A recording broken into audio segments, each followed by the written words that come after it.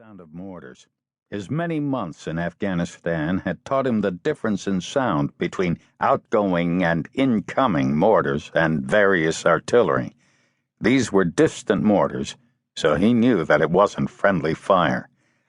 And he already had Operation Enduring Freedom camouflage pattern, OCP pants, and Interceptor body armor, IVA, on, and was snatching up his M4 carbine and helmet when the take shelter warning siren sounded. He popped out the door of his containerized housing unit, CHU, and jumped down into the entrance of the heavily sandbagged shelter just a few steps away. Moments later, the two lieutenants from the CHU next door piled in behind him.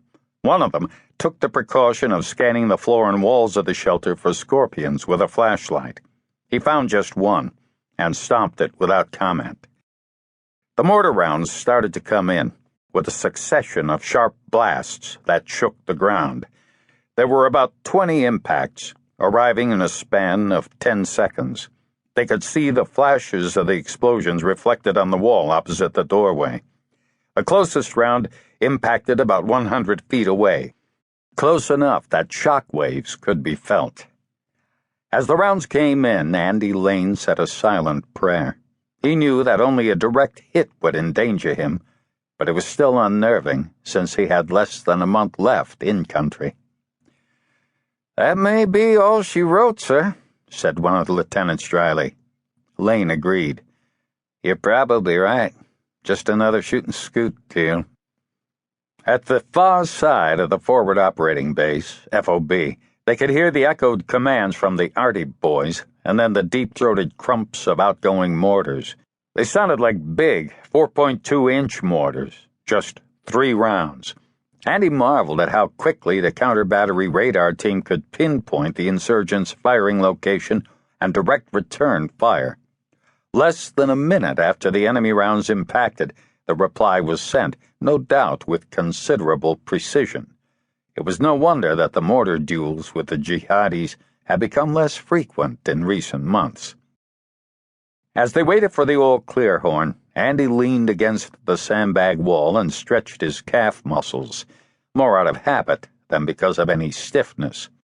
At 6 feet 2 inches, with a runner's physique, he weighed just 180 pounds and prided himself on his flexibility.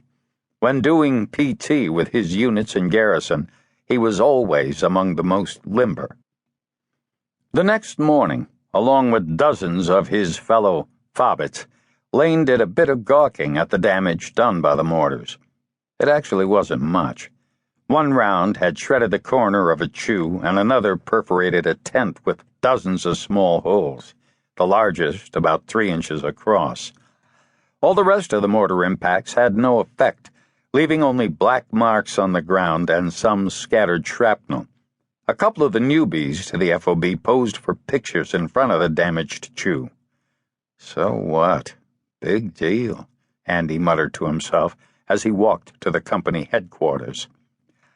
At 31 years old, Anders Lane was the typical lean and fit U.S. Army captain. He was on his second deployment to Afghanistan. His first had been to Iraq. On this new deployment, his assignment was branch immaterial. Although he was branched Ordnance Corps, he was assigned as a staff officer in a Stryker battalion, an infantry unit equipped with 16-ton wheeled armored personnel carriers, APCs. With the heavy manpower requirements of ongoing deployments to Afghanistan, it was not unusual for officers to get assignments outside of their usual career path. The needs of the Army was the reason often cited when making these assignments. Andy and his older brother Lars had grown up in the shadow of their late father, Robbie Lane, a Finnish-born Army officer who retired as a full colonel. Their father earned his U.S. citizenship by joining the U.S. Army and eventually retired to a small horse ranch near Bloomfield, New Mexico. Robbie had been raised on a farm and was convinced that he should retire on a farm. Their late mother was an American of mostly Swedish ancestry. She had died of breast cancer when the boys were in high school. Following the mortar barrage, Andy spent a